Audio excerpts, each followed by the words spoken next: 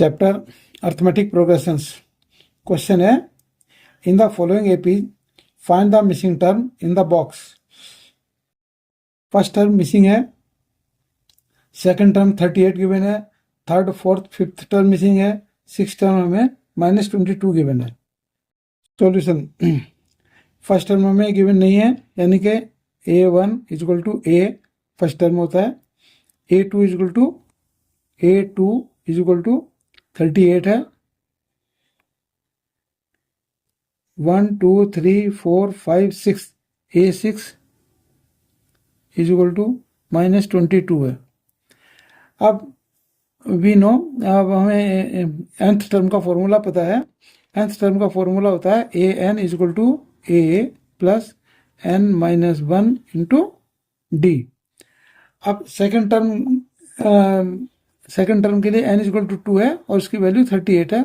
So 38 second term equal to first term a plus n की value second 2 है, 2 - 1 into D, और ये equal to आएगा a plus 2 - 1 हो गया, और ये d a प्लस 1, और a प्लस 1 इजल टू 38 आ गया।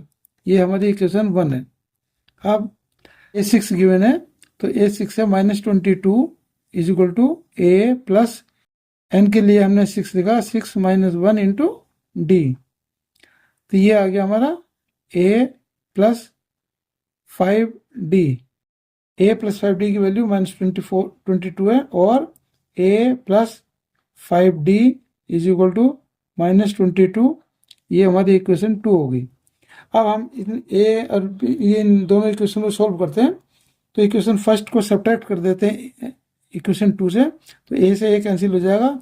ये 5d है, d का माइनस हो गया, तो 4d बचा, 4d इज इक्वल टू, अब यह -22 है, -22 -38 इज इक्वल टू माइनस, ये हो गया -60। तो d की वैल्यू होगी हमारी, 4 से डिवाइड कर देंगे तो -15।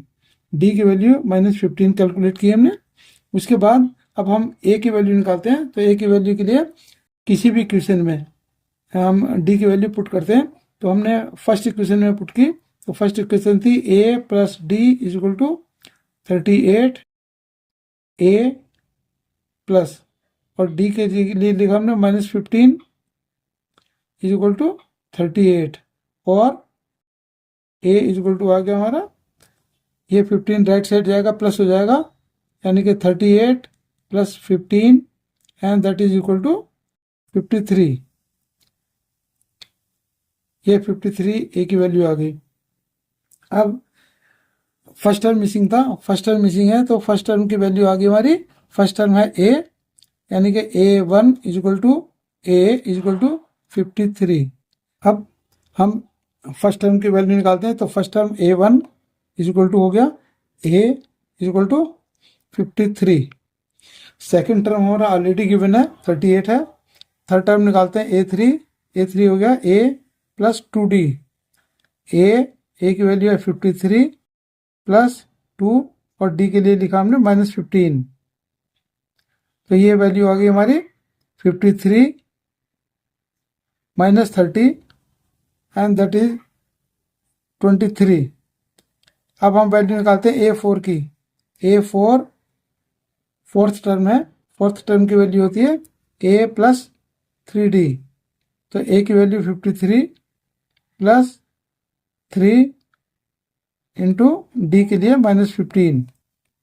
तो ये वैल्यू आ गई हमारी 53 माइनस, ये प्लस है, ये माइनस से माइनस हो जाएगा, -45 and that is equal to 8 आ गई। अब हम वैल्यू निकालते हैं a5 की। a5 equal to a plus 4d। तो ये हो गया हमारा, a की वैल्यू है 53 प्लस 4, और d के लिए लिखा हमने -15।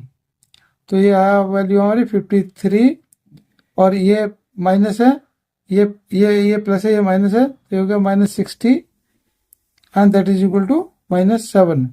अब ए की वैल्यू 53 ये हमने कैलकुलेट की थी 53।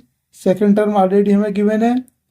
थर्ड टर्म है हमारा A3 ये 23 है 23 आ गया। फोर्थ टर्म ये 8 है। फिफ्थ टर्म -7 है और सिक्स टर्म -22 गिवन है। यही इसका आंसर है। And thanks for